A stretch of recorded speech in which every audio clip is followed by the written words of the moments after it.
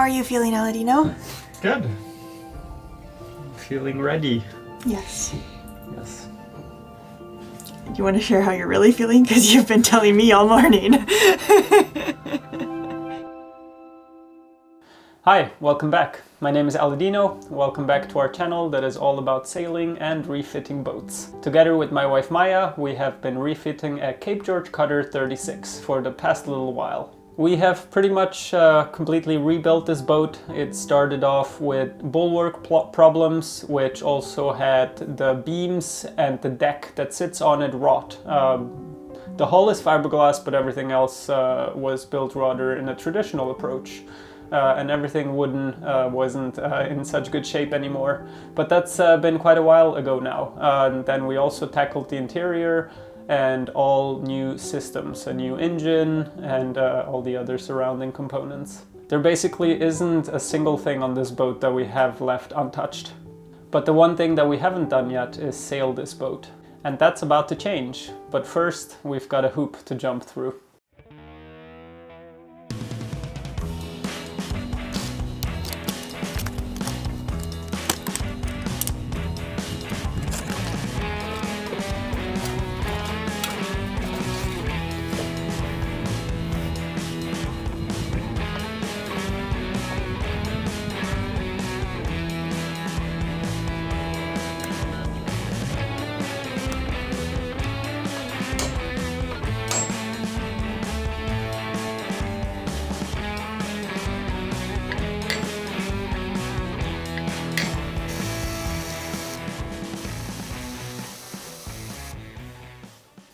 Now, before Aladino and I bought this project boat, we had another boat on a different continent. Aladino, being from Europe, he refit an old boat in Europe. Mostly before I met him, it was sort of at the tail end of the refit when we met. And then we sailed that boat around Europe, the Mediterranean, Scandinavia, all throughout the inland waterways of Europe for several years. And there was a lot of differences between Europe and here, Canada, but one really big difference was insurance. It was quite easy to get insurance there, even though we had an older boat. We never actually needed to get the boat surveyed, and just putting in the make and model seemed to be enough. Here, that is not the case. You need to get it surveyed, and most insurers just flat out won't even insure boats this age at all. Blanket rule, which is kind of crazy, but insurance is also a lot more expensive here, but it's also a requirement. You know, before you go into any harbor or marina or anything, you need to have insurance or they just won't let you come in. But there are some insurers still that will insure older boats, but you need to get a surveyor to come. Now, a surveyor for us, there's literally nobody on earth who knows this boat better than we do, and our work is checked literally every single week by thousands of people who watch these videos, and anytime we do anything even remotely sketchy, we get hundreds of comments about it. So we feel pretty confident that all the choices that we've made are sound. We don't need a surveyor to tell us about this boat. So we decided to just basically hire whatever surveyor was most available and cost the least, because they're really expensive. And there is just no need to pay a lot of money. It's kind of just a hoop for us that we have to jump through. All we need is a green light. But as you are about to find out, and as we found out, you do get what you pay for. And there's a reason why this surveyor was instantly available. But anyway, we'll let that story unfold now.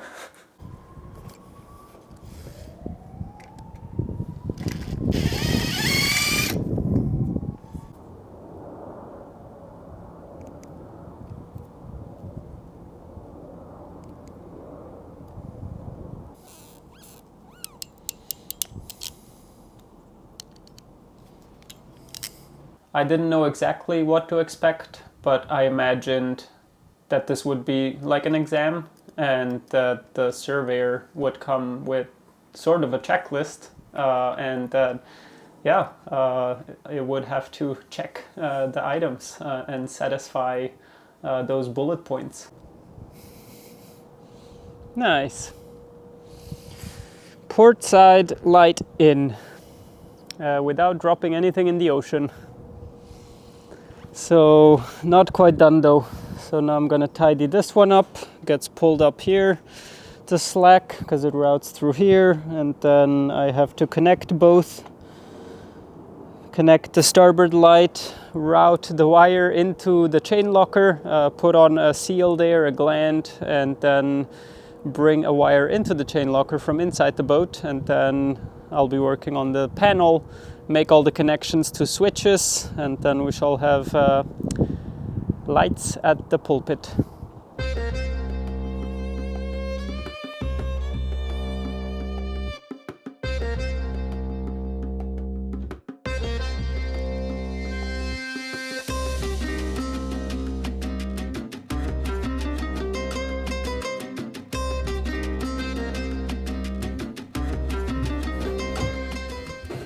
Lights on the boat. Aladino was here late last night hooking them all up, and they work. It's really exciting. He called me because where we're living we can see the boat from the window, and he asked me to look out the window, and I watched the masthead light go on and off. It was pretty cool to see. Today, big day, the boat is going to transform completely today. So because we're having the surveyor come, and we knew we had to make the boat look good for that, we decided to kind of wrap everything together and also invite all our patrons over for a patron open house. Well, the patrons that are in the area. So that's happening tomorrow, and we have to make the boat look gorgeous and presentable and lovely. Or we don't have to, but I would like to. I would like to present the boat in the best possible light. So I've got all the cushions in the car right now. We're gonna bring things in, first clean, organize, move stuff into storage. Big day, let's get at it.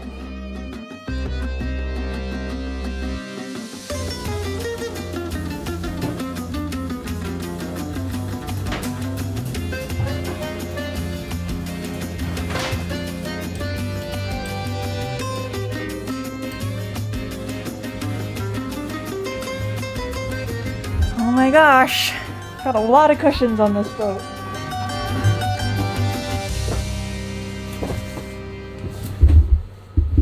Before I put the quarter berth mattress in place, I gotta put this in. Something new to us. It's called, I think it's called Hypervent Airflow or something like that. We got it from Mattress Insider, which is the company where we got our quarter berth mattress from because the boat didn't come with one. And it's just got all these sort of like 3D printed things on the bottom to keep the mattress off the bottom, and keeping moisture out from under mattresses on boats is such a struggle, and this might be the solution. I've heard good things, I've read good reviews, and I've got all my fingers crossed.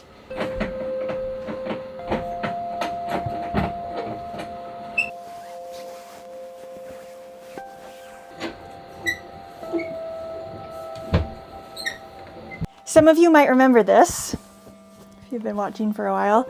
That's a pillowcase that we had on Magic Carpet 1. And it was one that I bought at a random IKEA somewhere in France, I think. And we just loved that pillow so much with the teal of Magic Carpet's cushions and the warm wood. It just really set it off.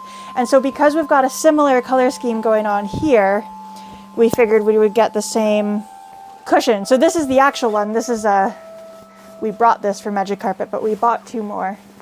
I'm really happy about these. Lucky that they have exactly the same one at the IKEA here. No, IKEA seems to be pretty international these days. There we go. Yeah. So this one has been with us. A nice yellow velour. Yeah. It does look good, hey? Yeah. A mustard yellow. It's been fun interior decorating, you know. I've never, apart from Magic Carpet, I've never really had a place of my own to interior decorate. And while we've been here, we've been staying in an apartment, but I haven't really gone very far at all with the decorating of it because it just feels so impermanent. And of course, we have been here for long enough that it maybe could have been worth it to decorate, but this feels permanent enough that I can really put time and effort into thinking about how I want it to look, and that's exciting.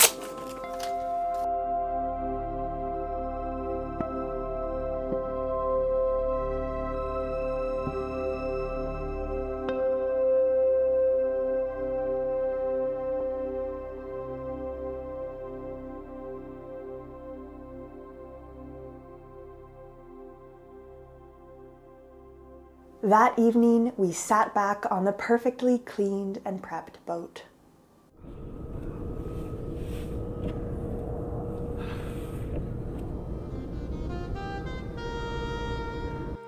How long we have waited, how hard we've worked, how far we have come to finally enjoy a moment of quiet, so close to the sea, so close to the sea.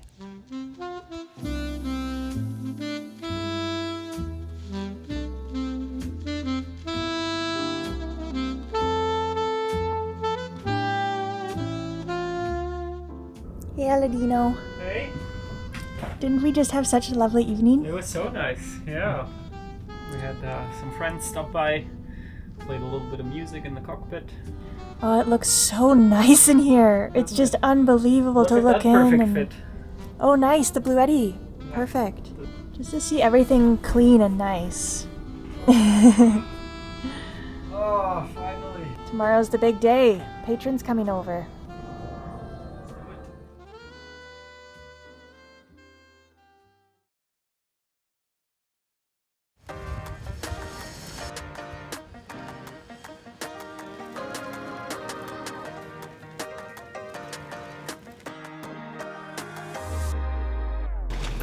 All right, I think we made it. 15 minutes until people start to arrive. We have this lantern. I've been waiting for so long to put this here.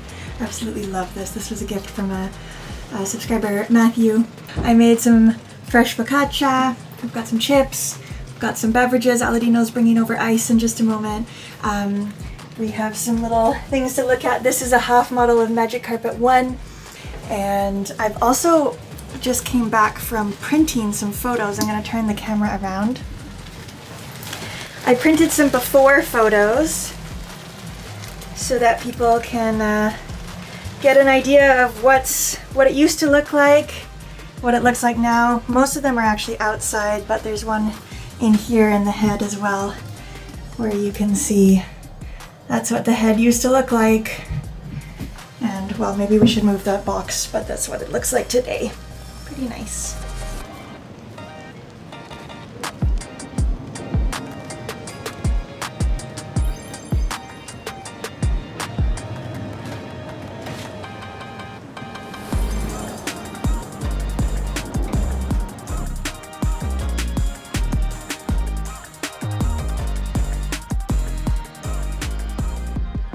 It was so lovely to host an open boat, and I find often when I'm like enjoying the moment and meeting new people, I just get carried away and I forget to film. I've been doing this for long enough that you would think that would change, but I don't know. I think there is also something just precious about being in the moment. As soon as you introduce a camera, it can change things a little bit. But Aladino did pull the camera out and he filmed me playing with Cordelia as she came up with her dad from Washington State, and it was just a really nice, heartwarming little event, an impromptu jam session with some tunes that Cordelia wrote. So that was really heartwarming.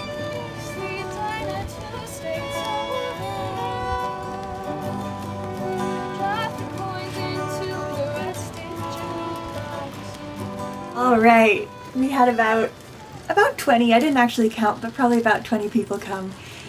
I'm just glowing with happiness. That was such a nice afternoon. It was just really cool to have so many people on board who were so invested in the boat, who knew the story of the boat so plainly, who knew all the little details to look at and the story behind how those details came to be.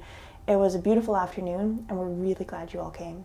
As most of you know, I've had really conflicting feelings about this boat refit in general.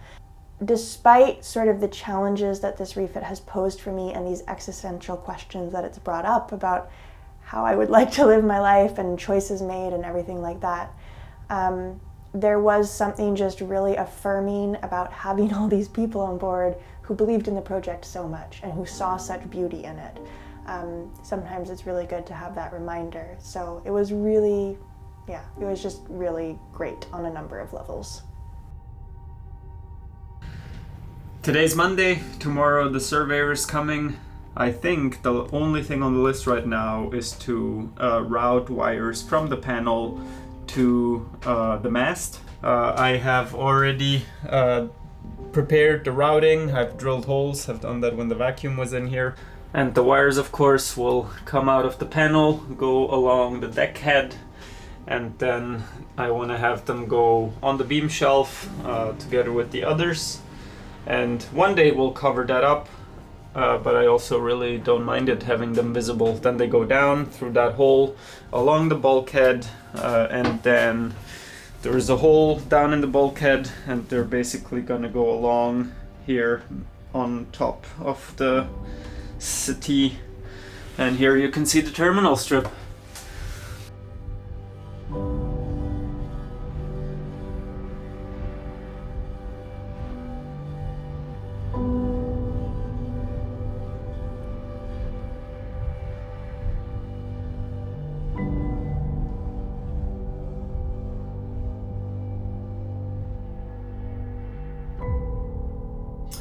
Wires are run, cut to the right length, connectors are put on.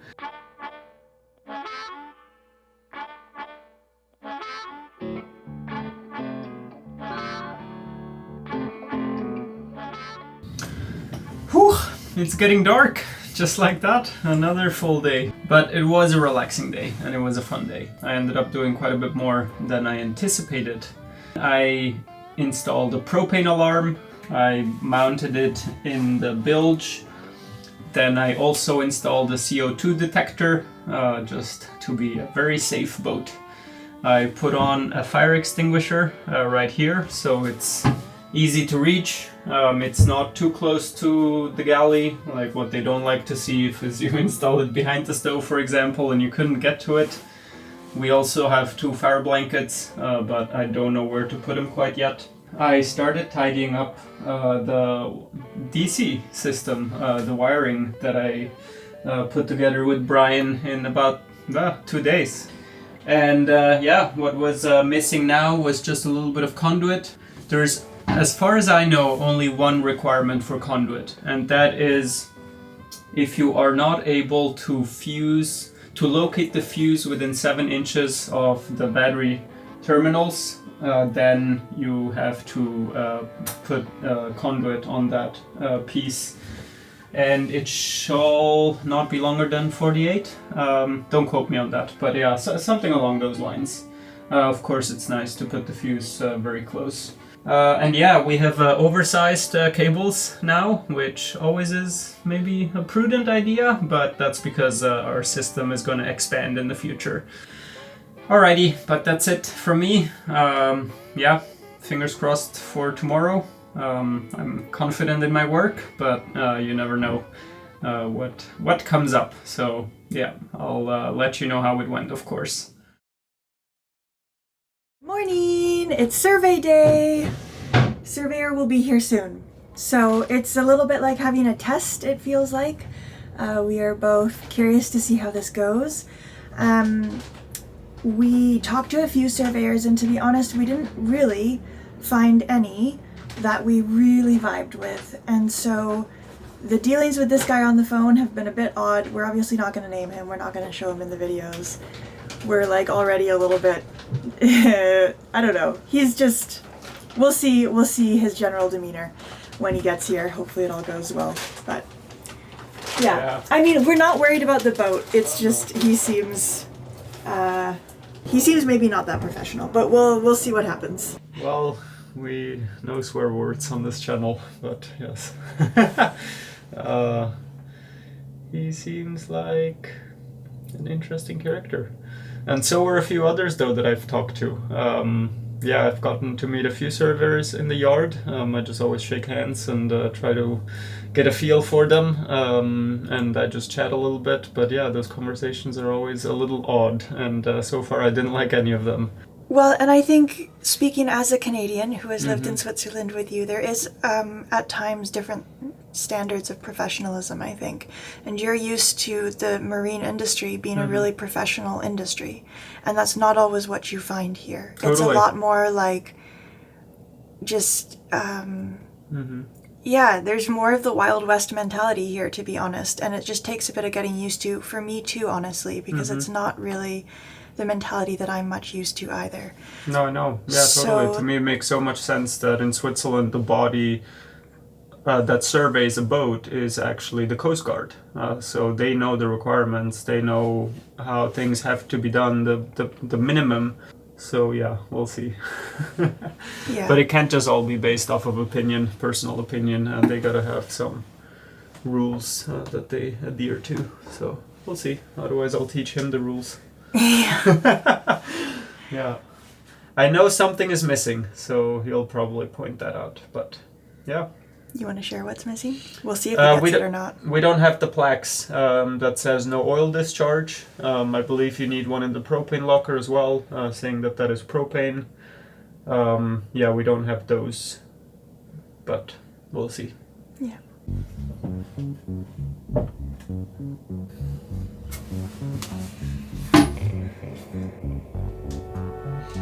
Looks so pretty now. It does, doesn't it? Yeah.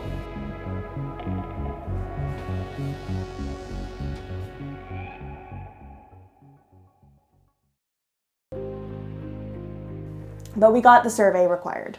There we go. We're going to the water, you guys. Huge thank you for being here. Huge thank you for watching. As always, we are super appreciative that you've been here for this whole journey. This has been a long, long journey with so many big ups and downs in it, and it's really incredible to have you guys here and watching and supporting. The journey is obviously very far from being over. We're going to put the boat in the water for a short sea trial, but there's still a lot that's unfinished. And we're going to return to the yard this winter for the continuation and hopefully summation of the refit. Thanks again for being here. Thanks to all our patrons. Huge thanks to the folks whose names are now appearing on screen for always going the extra mile to make sure that Magic Carpet keeps being produced. In exchange for our patrons literally making this whole project possible, we post real-time updates every single week on Patreon so that you know what's going on in real time. And yeah, there's invitations to things like the open house and stuff when those happen. Just more real-time stuff. And more actual communication, one-on-one sort of thing if you've got questions and comments and whatever else. Okay, I'm blabbering. See you next Friday. Bye, everyone.